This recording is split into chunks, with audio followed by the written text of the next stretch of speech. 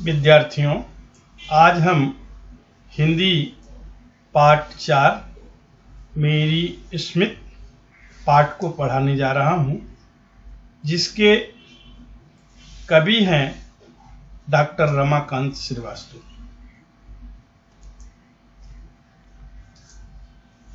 मेरी स्मित जो कविता है वो हाइकू विधा में लिखी गई है, जो जापानी पद्धति की विधा है। इसमें 3 पंक्तियां होती हैं।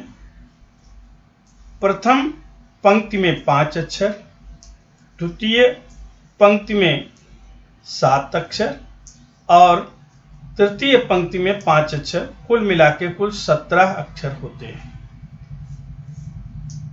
डॉक्टर रमाकांत श्रीवास्तव का जन्म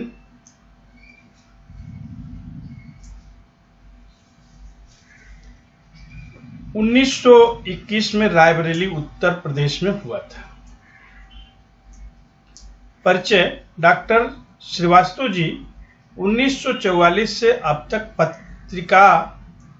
पत्रकारिता और संपादन को व्यवसाय एवं मिशन के रूप में जिया। आपने दैनिक, साप्ताहिक, मासिक पत्रों के संपादन के अतिरिक्त हिंदी समिति, उत्तर प्रदेश हिंदी संस्था में प्रधान संपादक, राजपत्रित के रूप में दर्जनों विविध विषयक संदर्भ एवं मानक ग्रंथों का संपादन किया है। प्रमुख कृतियां: 20 पुस्तकें प्रकाशित, बेटे को क्या बतलाओगे, उपन्यास आदि। गद्य संबंधी: प्रस्तुत कविता हाइकू विधा में लिखी गई है। यह डॉक्टर रमाकांत श्रीवास्तव जी ने प्रत्येक हाइकू में अलग अलग विषयों पर लेखन किया है। आपने इन रचनाओं में आम, महुआ, आकाश, तारा, पवन, मेहंदी, गांव आदि के बारे में आपने संक्षिप्त विचार व्यक्त किए हैं। इनके अतिरिक्त झिंगुर, कोयल आदि की खुशियों को भी आपने इस कविता में स्थान दिया है। डॉक्टर रमाकांत श्रीवास्तव जी ने गांव के बारे में, वहां के पेड़ पौधों के बारे में, आम के बारे में, कोयल के बारे में, महुआ के बारे में, वहां के वातावरण में जो परिवर्तन हुआ है उसके बारे में जो है इस कविता के माध्यम से बताने का प्रयास किया है। अभी हम कविता पढ़ेंगे और इसका भावार्थ आपको हम बताएंगे। गई है पिकी प्रतीक्षारत, पुनः आम्र शाखाएं, महुआ खड़ा बिछा श्वेत चादर किसे जोहता। प्रतीक्षारत यानी किसी का इंतजार करना। पिकी कोयल। महुआ एक प्रकार का वृक्ष, पेड़ है। श्वेत सफेद। जोहता मतलब इंतजार करना। डॉक्टर रमाकांत श्रीवास्तव जी कहते हैं कि कोयल कूक मारकर आम की डाली से उड़ गई।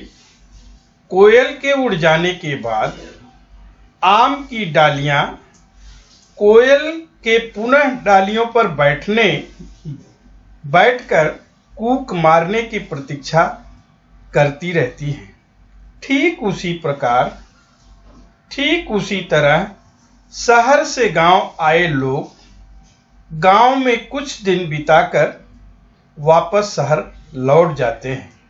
उनकी मधुर यादें गांव के लोगों के हृदय में रह जाती हैं। गांव के लोग पुनः उनके गांव आने की प्रतीक्षा करने लगते हैं।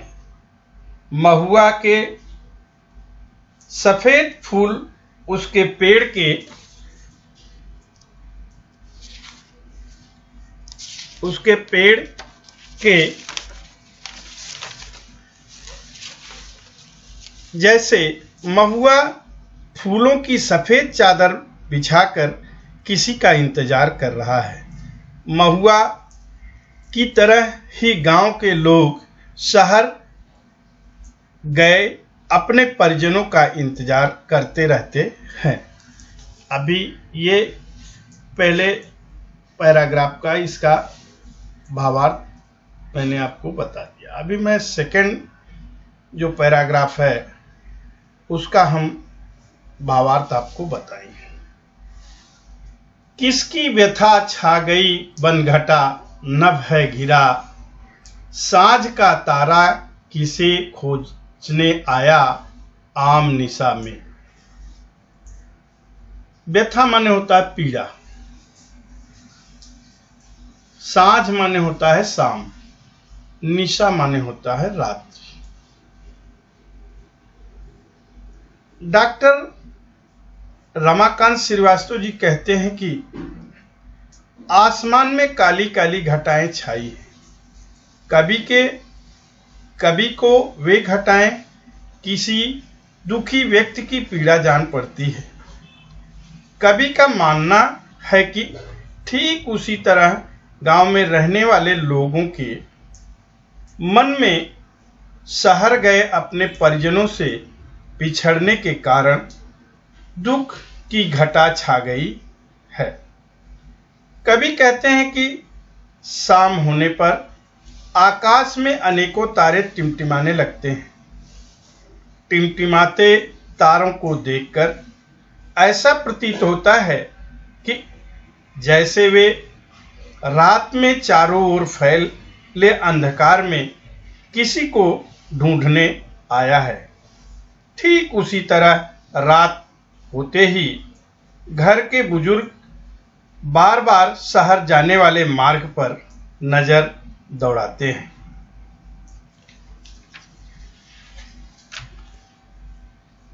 Next paragraph. कौन संदेशा ले पवन आया, सुनने तो दो, रची बसी हो मेहंदी की गंध में याद आती हो। कभी डॉक्टर रमाकांत श्रीवास्तव जी कहते हैं कि वर्षा ऋतु में जब तेज हवाएं चलती हैं तो उनकी सनसनाहट ऐसी प्रतीत होती है जैसे हवा अपने साथ कोई संदेश लेकर आई है। ठीक उसी तरह जब गांव का कोई शहर गया व्यक्ति गांव आता है तब आसपास के लोग अपने परिजनों का हालचाल पूछने के लिए उत्सुक रहते हैं। कभी कहते हैं कि गांव की यादें मेहंदी की सुगंध के समान है। जिस तरह मेहंदी की सुगंध मेहंदी लगाने वाले के हाथों में बहुत समय तक आती रहती है, ठीक उसी तरह शहर में रहने वाले गांव के लोगों के हृदय में गांव की मिट्टी की सुगंध हमेशा आती रहती है। अभी हम नेक्स्ट पैराग्राफ का भावार्थ आपको बताएंगे। नेक्स्ट पैराग्राफ आप देखिए किताब में। खुल गए हैं पी कहाँ पुकार से, पृष्ठ पिछले कटे वृक्ष गांव की दोपहर खोजती साया। साया माने होती है परछाई।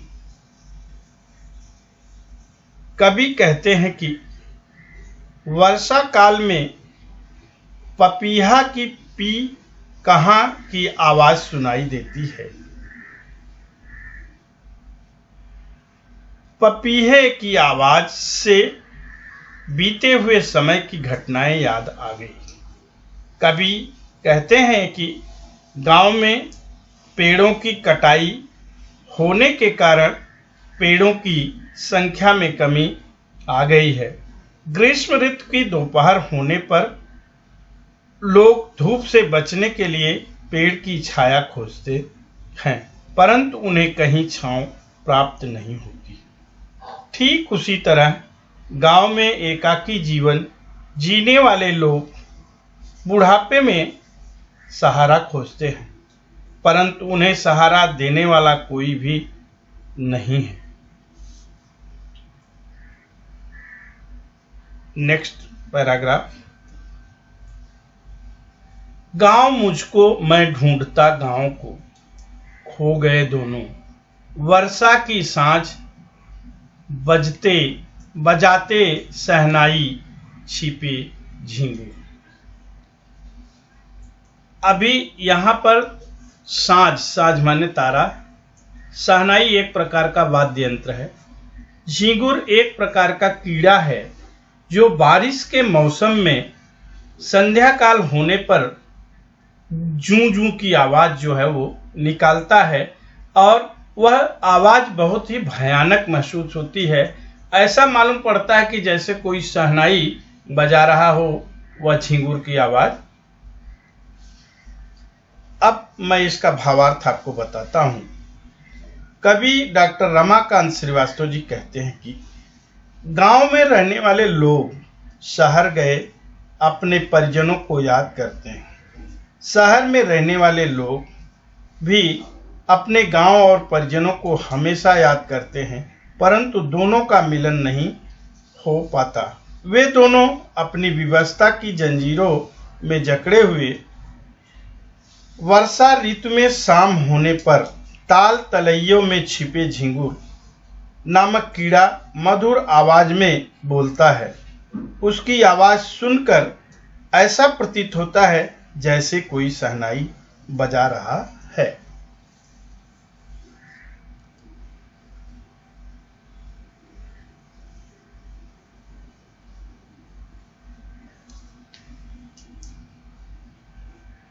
अभी मैं नेक्स्ट पैराग्राफ आपको बताने जा रहा हूं, उसका अर्थ बताने जा रहा हूं। बजाने आई पिकी छिप बांसुरी अमराई में, फूल खिलता महक मुरझाता स्वप्न बनता।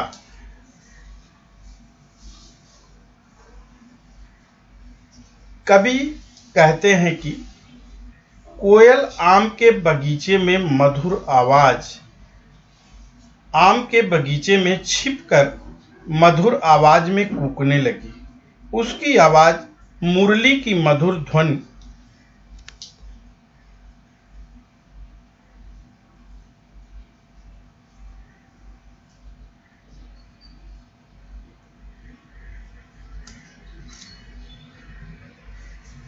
मुरली की मधुर ध्वनि के समान प्रतीत होती है। वसंत ऋतु में पुष्प वाटिका में सुंदर सुंदर फूल खिलने लगे। इन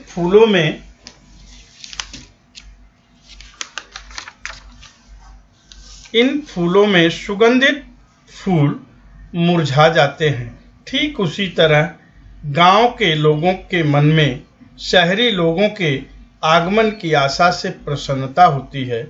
शाम होते होते उनकी प्रसन्नता समाप्त हो जाती है। शहरी लोगों का आगमन एक स्वप्न बन जाता है। अभी नेक्स्ट पैराग्राफ जो लास्ट पैराग्राफ है। बड़े सवेरे उठ जाती चिड़िया, जगाता कौन, आए कोकिल धुन बंशी की गूंजे बौर महके। कवि डॉक्टर रमाकांत श्रीवास्तव जी कहते हैं कि ईश्वर सर्वव्यापी है, वह सर्वत्र है। प्रातःकाल होने पर चिड़िया अपने आप जग उठती है, उसे कोई जगाता नहीं है। ठीक उसी तरह गांव में रहने वाले माता पिता सोचते हैं कि शहर में रहने वाले उनके बेटे को सुबह होने पर कौन उठाता होगा। कवि कहते हैं कि ऋतु चक्र बदलने पर, वसंत ऋतु का आगमन होने पर कोयल आम के बगीचे में पुनः आ जाती है। वह फिर से आम की डालियों पर बैठकर मधुर आवाज में कूकने लगती है। मुरली की ध्वनि के समान मधुर कोयल की आवाज संपूर्ण अमराई में गूंजने लगती है। आम के पेड़ में बौर लग जाते हैं तथा उनकी सुगंध चारों तरफ फैल जाती है। ठीक उसी तरह शहर के लोगों का गांव आगमन होता है। उनके आगमन माता पिता प्रसन्न हो जाते हैं। पाठ समाप्त हो गया। अभी सूचना के अनुसार कृतियां कीजिए। दिया गया है चहकने वाली चिड़िया, कूकने वाली कोयल, महकने वाला फूल, शहनाई बजाने वाले झींगुर,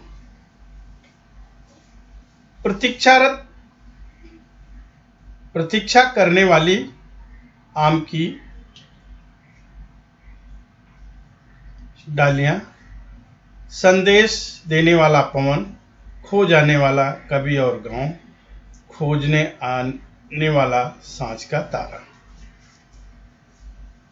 अभी आप इसमें पेड़ है वृक्ष, शाम है सांझ, जोड़ियां मिलाओ, गांव की दोपहर छांव, मेहंदी की गंध याद, शहनाई झींगुर, छाई घटा व्यथा। कोई भी महान व्यक्ति अवसरों की कमी के बारे में शिकायत नहीं करता।